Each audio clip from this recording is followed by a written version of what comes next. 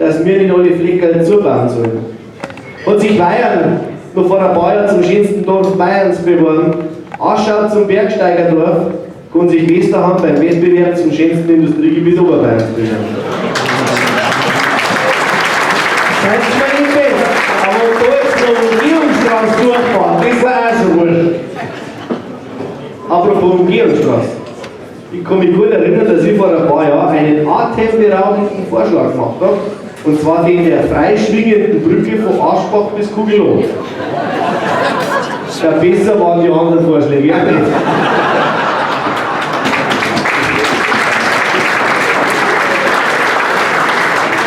Was ist das Ende vom Lied? Letztendlich bleibt alles beim Alten. Umgehungsstraße kommt nicht, man versucht, die Ortsdurchfahrt anderweitig zu beruhigen. Ich darf dir vorschlagen, wir bauen die Straße einfach wieder zurück auf Feldwegniveau. Da fährt kein Sattelschlepper mehr durch. Wobei, marode Straßen ist der deutsche Lastwagenfahrer auch so gewohnt. Das macht ihn wahrscheinlich nicht nervös. Aber vielleicht, liebe Räte, wäre es ein Vorschlag, das Bruckmüller Modell einzuführen. Aber halt noch konsequent. Tempo 30 und rechts vor links an der Stadtstraße 20 ab. Wir haben einen Rettungsdienst vor Ort, da kann überhaupt nichts passieren. Umgehungsstraße wollen wir nicht, Verkehrsberuhigung können wir nicht, dafür bauen wir eine Industrie in Westerham, durch das alle noch keine Lastwagen fahren kann. Schauen wir mal, was die Zukunft bringt, der Mönch jetzt schnell einen Schluck trinkt. Prost!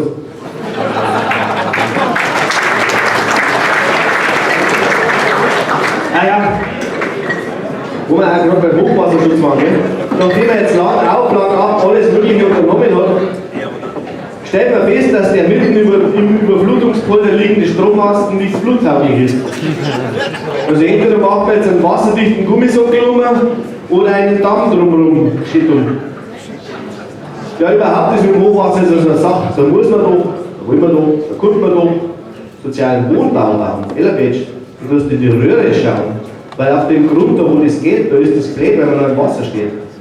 Weil falls der reißende Verkehrer Bach mit seinen Fluten übers Ufer trifft, reißt er die ganze Ortschaft. Im Großen und Ganzen ist es schon schön bei uns. Weil wenn du es mit Neuperlach vergleichst, ist es voll idyllisch. Naja, können wir nur was sagen. Sind wir da herin vor 3 Jahren ganz gemütlich beieinander geguckt. Ja, war es vernünftig? Weiß ich nicht. Eine andere Veranstaltung haben wir in die Festel zu der Zeit gemacht. Waren da gleich gut drauf? Ja, die mehreren? Alle. Fast alle. Ein kleiner rothaariger AfD-Abgeordneter. Bei uns noch fröhlich am Prosten, in Rosenheim wohl nicht eingeladen, verklagte prompt den Veranstalter wegen der unverantwortlichen Durchführung. Ich glaube ja, hinten sind eingeladen, haben wir nämlich Masker gesehen. Aber letztendlich ist das Herz zum Politiker selber dazu. Man muss immer das befürworten, was man selber macht, und das, was die anderen machen, ist grundsätzlich erst einmal beschlossen. Liebe Mitglieder der bayerischen CSU, bei euch ist das ja eh schon fast Einstellungsgrund. So hat man als Regierungsmitglied in der Corona-Zeit für Sachpolitik und Zusammenarbeit geworben, und jetzt macht man als Oppositionspartei genau das Gegenteil. Jetzt ist die aktuelle Regierung hauptverantwortlich dafür, dass in den letzten 30 Jahren die Bundeswehr zusammengespart worden ist. Jetzt ist die aktuelle Bundesregierung schuld, dass in den letzten 15 Jahren alles zum Thema Energiewende verpennt worden ist. Das muss man verpennen. Der Herr Söder spricht so gern davon, dass Bayern die Nummer 1 beim Zubau der erneuerbaren Energien ist. Ja, das ist einfach. In den letzten 10 Jahren nichts machen und jetzt zubauen, dann ist man natürlich davon dabei. Ja?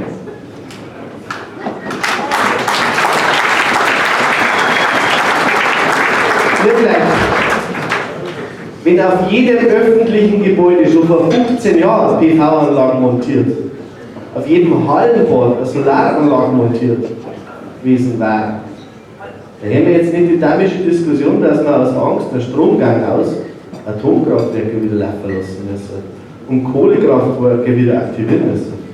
Die selber den Atomausstieg beschlossen haben, stellen sich jetzt als das einzige Rettung wieder da, die Dinge laufen zu lassen. Verpennt haben sie es mit der Ansage.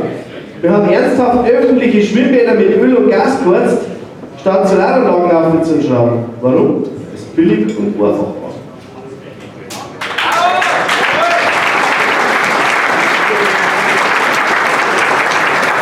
Wir reden über 20 Jahre drüber, was wir Kunden machen. Über die anderen werden wir lachen. Aber so mancher unserer Nachbarn, der macht es halt nach. Und wir stehen dann immer noch deppert da. Wind und Sonne muss man nicht vom Russen kaufen. Für Wind und Sonne muss man auch nicht zum Wählen laufen. Hätten wir vor 10 Jahren schon gemacht, was gemacht hätte gehört, hätte sich jetzt keiner über Gasmangel und Preisexplosion beschwert. Aber solange das Bier nur aus dem Hahn rausläuft, so nutzt auch wieder ohne Kohlensäure den Gerstensaft, solange Max von Rohr noch abgefüllt wird, sich der Mönch nichts fest beschwert.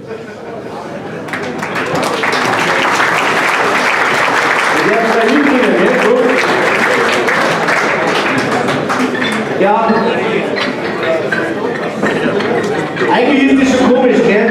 Da reden wir die ganze Zeit über erneuerbare Energien und den ganzen Zirkus. Da kommt die von Mulman auf die Idee, eine Flächenphotovoltaikanlage zu errichten, mit dem Ergebnis, er darf nicht. Komisch. Weil er keiner von da ist, dann ist die Antragstellerin sogar aus Ginsheim gewesen. Eigentlich. Was ist denn dann der Grund? Meine Frage in die Runde, wie wäre mit dem Projekt umgegangen worden, wenn es keine PV-Anlage, sondern eine wunderschön in die Landschaft eingefügte Biogasanlage wäre?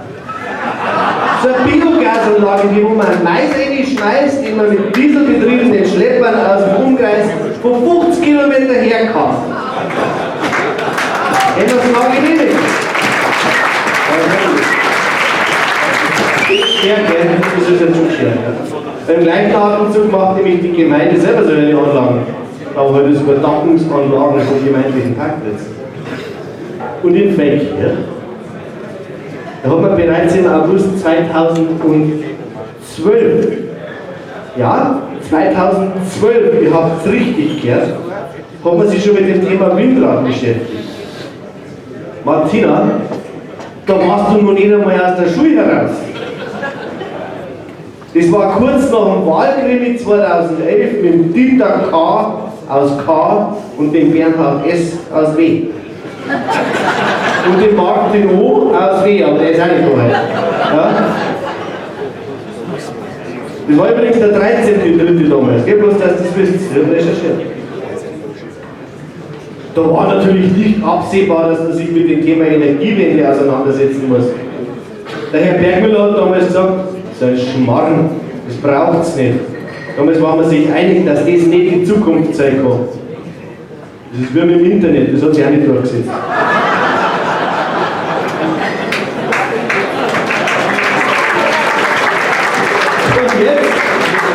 Und jetzt kriegt bei Kirchen, wie es ausschaut, ein, was? Ja, ein Winkel. Da muss der Schmucke, wo bist du? Schmucke? Da ist er, ja, du weißt schon, du musst aufpassen, dass du mit deiner Drohne nicht in die Windradbreite reingefahren hast. Weil jetzt ist alles zusammen. Wie war das, Burschen? Bist du nach dem Auswurf blind, war zu stark der Gegenwind? Der Wind, der bläst mal fest. Der Wind, der bläst mal fest. Mal wieder so. Wenn er bläst, dann treibt das Windrad an. Steckst du an das Windrad dann das E-Rad an, freut dich seinen kleinen Mann, weil er dann wieder radeln kann. Prost! Also, da machen wir Prost, oder? Muss ich auch? Machen wir Prost.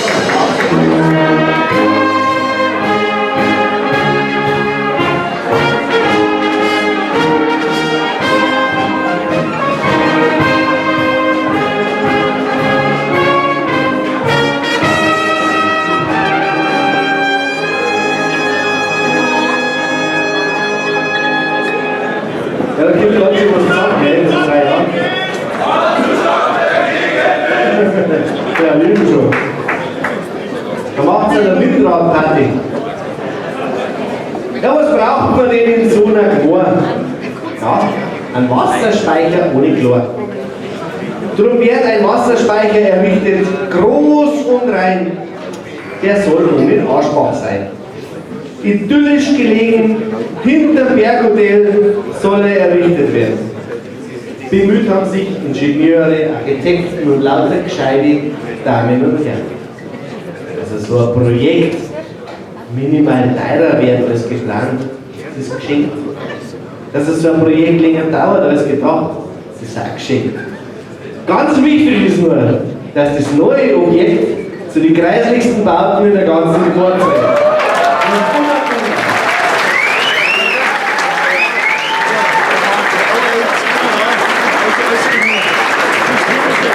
Jetzt bleibe ich verrinken, gell? So viel gescheite Leute und keiner hat nur einen Haufen von Geschmack. Na gut, einen Vorteil hat es, steht das Rathaus wieder besser da.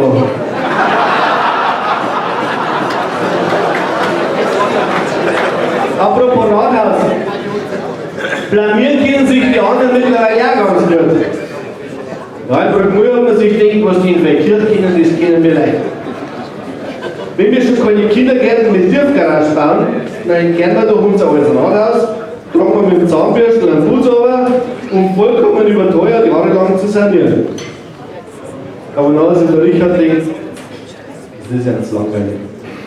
Ja, das hat der Schweiger ja schon gemacht, das ist ja fein.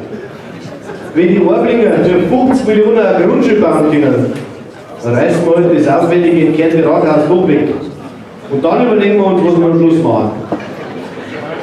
Mittlerweile, muss man ja sagen, hat die Kulturmühle fast alle schlechten Stimmen niedergemacht. Bücherei, Schützenheim, da grinst der Vincent. Super! Mittlerweile hat die Kulturmühle fast alle schlechten Stimmen niedergemacht. Bücherei, Schützenheim, VHS, Sitzungssaal, Veranstaltungen von Welt und tolle Ausstellungen.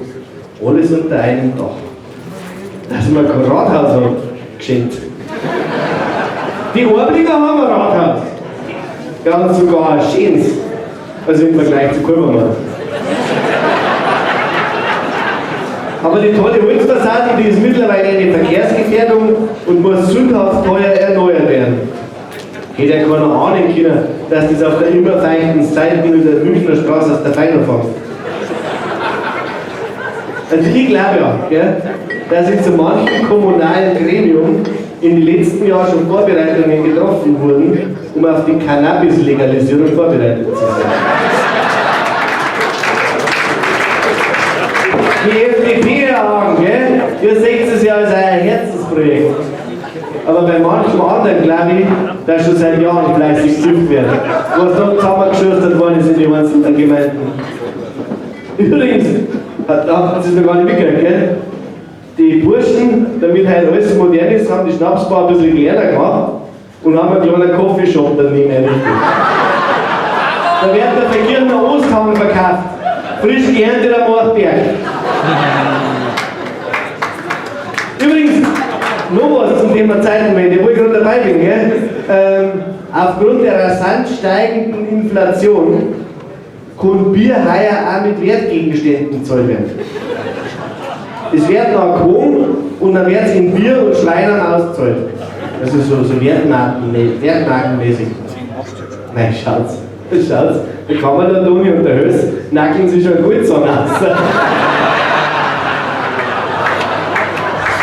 Toni, da kriegst du aber gerade einen Pfiff dafür, gell?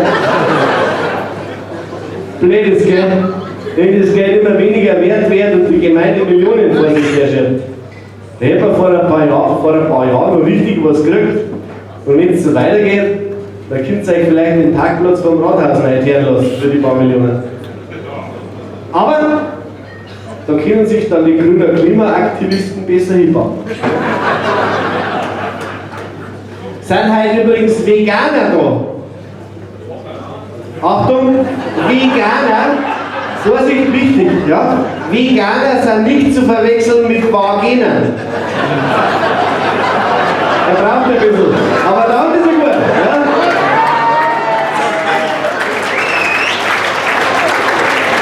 Aber ich habe eine Erklärung dazu angesprochen. Veganer sind Food-Aktivisten. Die pappen sich zwar nicht auf die Straße, aber jeden wollen sie mit einem Veganismus bekehren. Daher haben die Burschen, damit halt auch da alles richtig läuft, extra ein veganes Gericht auf der Karte. Salz und Pfeffer.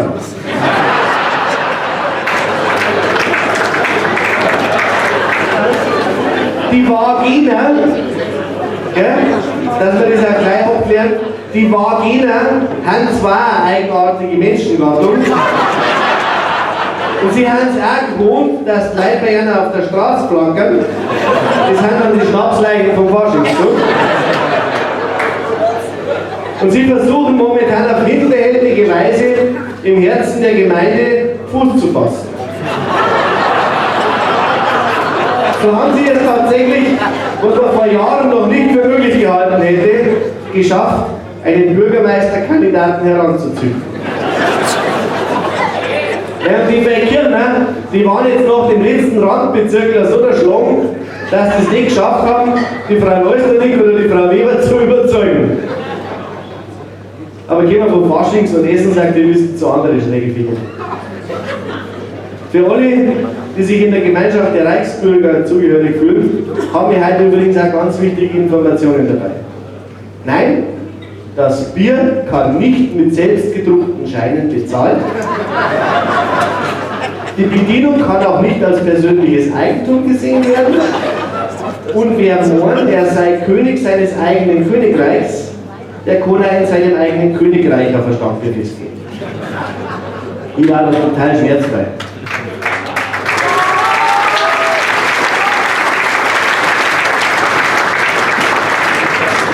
Ich war ja total schmerzfrei. Wer der Meinung ist, er ist nicht Teil von der Gesellschaft, das wird er gehen, kriegt er eine Chorleistung von der Krankenkasse, kein Arbeitslosengeld, keine Rente, der sich nicht beteiligt, der wäre nicht beteiligt. Fertig aus. Aber meistens sind es noch genau die wo noch die Hand aufhalten, wie es war.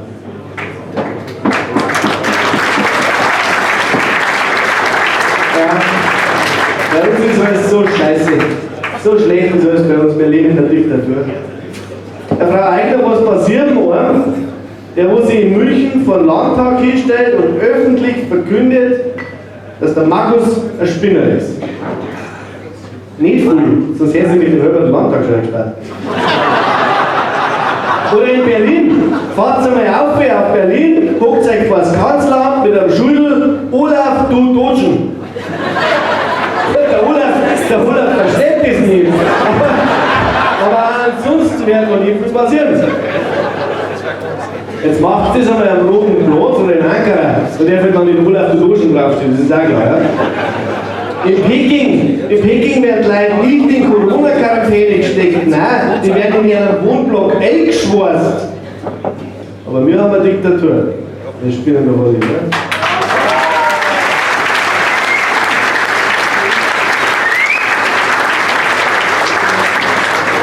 Da werden doch von so manchen Politiker oder manchen, der sich für eine Alternative halt echt behauptet, bei uns war es aufgrund der Einschränkungen zu unmenschlichen Zuständen gekommen.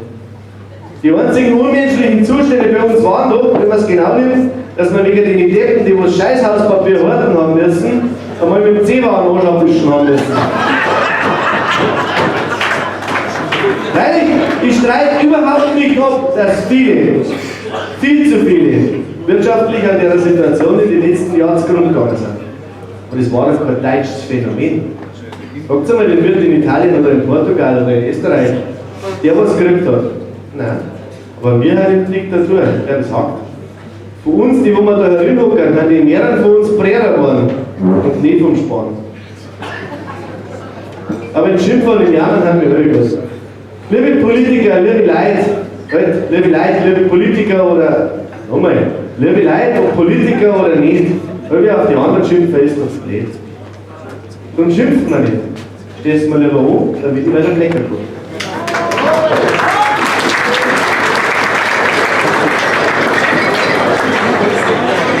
Bitte, ich würde jetzt schnell, ja, du kriegst einfach mit. Ja, passt. Los, Musik, genau.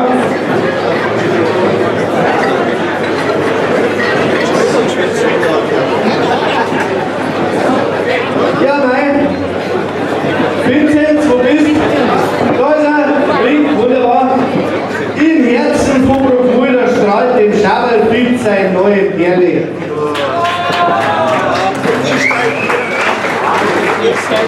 Schauen wir mal, ob der Verkehr nach Dortmund noch dazu Perle